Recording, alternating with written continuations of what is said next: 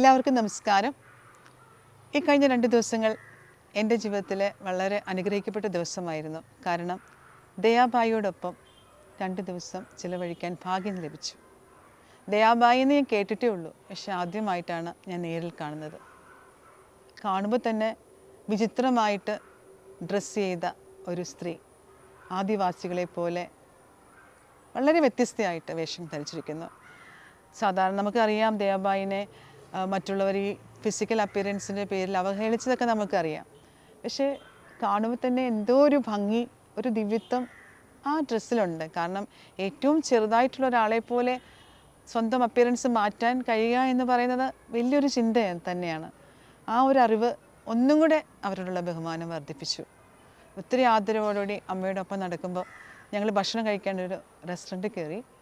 വളരെ വിചിത്രമായൊരു അനുഭവമാണ് എനിക്കവിടെ ഉണ്ടായത്. കാരണം ആ രാത്രിയിൽ ഒരിക്കലും വരാൻ സാധ്യതയില്ലാത്ത ആ റെസ്റ്റോറൻറ്റിലേക്ക് ഒരു നിശാശലഭം കടന്നു വരികയാണ്. എന്നിട്ട് അമ്മ ഭക്ഷണം കഴിച്ചുകൊണ്ടിരുന്നപ്പം അമ്മയുടെ കയ്യിൽ വന്നിരുന്നു. അമ്മ അതിനോട് സംസാരിക്കുന്നത് കാണാൻ സാധിച്ചു. ഇങ്ങനെ കേട്ടിട്ടുണ്ട്, സ്പിരിറ്റ് വേൾഡിൽ നിന്ന് ചിത്രശലഭങ്ങൾ സ്പിരിച്വലി എലിവേറ്റഡ് ആയിട്ടുള്ള ആൾക്കാരുടെ അടുത്തേക്ക് വരും, അവരെ സ്പർശിക്കുമെന്നൊക്കെ. ഈ ഒരു അറിവും കൂടെ എന്നിലുള്ളത് കൊണ്ട് എനിക്ക് അമ്മയോടുള്ള ബഹുമാനം ഇരട്ടിച്ചു. പിന്നെ ഞാൻ അമ്മയെ കാണുന്നത് വിശുദ്ധയായ ഒരു സ്ത്രീയെപ്പോലെ തന്നെയായിരുന്നു. നമ്മളുമായിട്ട് സംസാരിച്ചുകൊണ്ടിരിക്കുമ്പോൾ തന്നെ ഒരു പൂച്ച അതിലെ പോയപ്പം അമ്മ പേര് ചൊല്ലി വിളിക്കുന്നുണ്ടായിരുന്നു അതിനെ. മനുഷ്യരെ പോലെ തന്നെ എല്ലാ ജീവജാലങ്ങളെയും ഒരേപോലെ കാണാനായിട്ട് അമ്മയ്ക്ക് സാധിക്കുന്നത് എനിക്ക് ഭയങ്കര അത്ഭുതം തന്നൊരു കാര്യമായിരുന്നു. അമ്മ രാത്രിയിൽ വന്ന് താമസിക്കുന്നത് താവു കമ്പാഷൻ ഹബിലാണ്.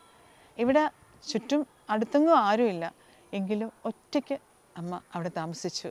അമ്മ ഇവിടെ വന്നത് മധ്യപ്രദേശിൽ നിന്നാണ്. വരുമ്പോൾ അമ്മയുടെ ബാഗിൽ കുറച്ച് ചെടികളുണ്ടായിരുന്നു, സീതപ്പഴത്തിൻ്റെ ചെടി, ഈ കമ്പാഷൻ ഹബിൽ നട്ട് വളർത്താനായിട്ട്. എത്ര സ്നേഹത്തോടുകൂടിയാണ് അമ്മ ഇത്രയും ദൂരം ആ ചെടിയുമായി വന്ന് ആ ചെടികൾ ഇവിടെ നട്ടത്. അതുപോലെ തന്നെ അമ്മ സംസാരിക്കുമ്പോൾ അമ്മയ്ക്ക് ശരിക്കും 84 വയസ്സായി. പക്ഷെ അമ്മയുടെ ആ എനർജി, സംസാരിക്കുമ്പോഴുള്ള എനർജി, അതുപോലെ തമാശ പറയാനുള്ള കഴിവ്, നാണം, കുസൃതി, ഇതൊക്കെ നമുക്ക് കാണാൻ സാധിക്കും. പക്ഷെ അതോടൊപ്പം തന്നെ അമ്മയിലുള്ള ആ ഒരു പവറുണ്ടല്ലോ, അതിന് പകരം വയ്ക്കാൻ വേറെ ഒന്നുമില്ല. അമ്മയോട് ചോദിച്ചു, ഒത്തിരി പ്രതിസന്ധികളുണ്ടായിട്ടും എങ്ങനെയാണ് അമ്മ ഇത്രയും എനർജറ്റിക് ആയിട്ട് മുന്നോട്ട് പോകുന്നതെന്ന് ചോദിച്ചപ്പോൾ അമ്മ പറഞ്ഞ ഒരു കാര്യമാണ്, do not cut the umbilical cord with God. കാരണം അമ്മ എപ്പോഴും എന്ത് കാര്യം ചെയ്യുമ്പോഴും ദൈവവുമായിട്ട് ഒരു ആശയവിനിമയം നടത്തിയിട്ട് തന്നെയാണ് അമ്മ മുന്നോട്ട് പോവുക. അതാണ് അമ്മയുടെ ശക്തി. അമ്മ സംസാരിക്കുമ്പോൾ നമ്മളിലേക്ക് ആ എനർജി ഇങ്ങനെ പ്രവഹിക്കുകയായിരുന്നു. നമ്മൾ എന്തൊക്കെ ഇനി ഈ ലോകത്ത് ചെയ്യാനുണ്ട് എന്നുള്ളതിൻ്റെ ഒരു പാഠപുസ്തകമായിരുന്നു അമ്മ.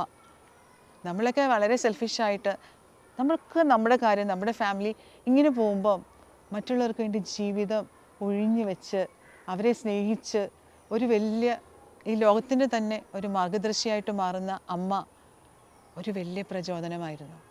എനിക്കെൻ്റെ ജീവിത ലക്ഷ്യം ഒന്ന് മാറാനായിട്ടുള്ള ഒരു വലിയ പ്രചോദനം. Miles to go. പക്ഷേ ഇത് എന്നെ തന്നെ ഒന്ന് മാറ്റിമറിച്ച ഒരു ദിവ്യ അനുഭവം തന്നെയായിരുന്നു. അതുപോലെ തന്നെ ബോബി അച്ഛനുമായിട്ട് അമ്മ മീറ്റ് ചെയ്യുമ്പോൾ അച്ഛൻ ഇറങ്ങി വരുമ്പോൾ അമ്മ ഓടിപ്പോയിട്ട് അച്ഛനെ കാലേ വീണു.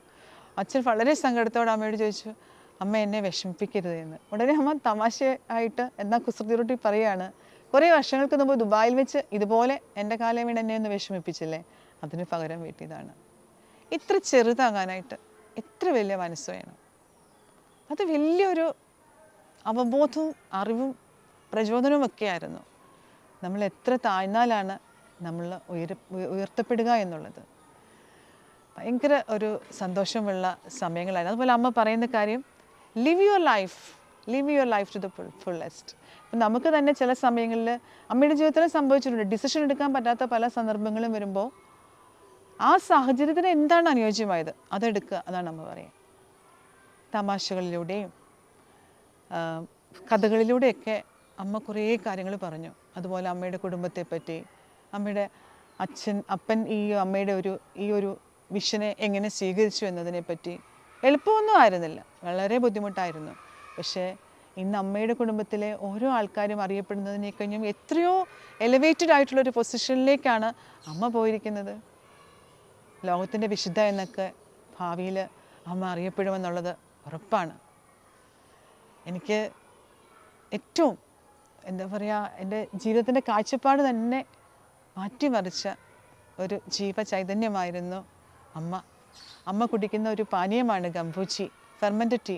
അതിൽ നിന്ന് കുറച്ച് പകർന്നു തന്ന് ഇതെല്ലാ ദിവസവും കുടിച്ചുകൊള്ളാൻ പറഞ്ഞ് തന്നിട്ടാണ് അമ്മ പോയത്. ഓരോ ദിവസവും രാവിലെ പോസിറ്റീവായിട്ട് ഈ ഫെർമെൻറ്റഡ് ടീ കുടിക്കുമ്പോൾ അമ്മ പകർന്നു തന്ന എല്ലാ ആശയങ്ങൾക്കും എല്ലാ അനുഗ്രഹങ്ങൾക്കും നന്ദി പറഞ്ഞുകൊണ്ട് അമ്മയെപ്പോലെ ആകാൻ, അമ്മയുടെ വഴിയെ കുറച്ചെങ്കിലും മുന്നോട്ട് പോകാനായിട്ട് ഒരു പ്രചോദനമായി മാറി പ്രിയപ്പെട്ട ദയാഭായ്. നന്ദി, നമസ്കാരം.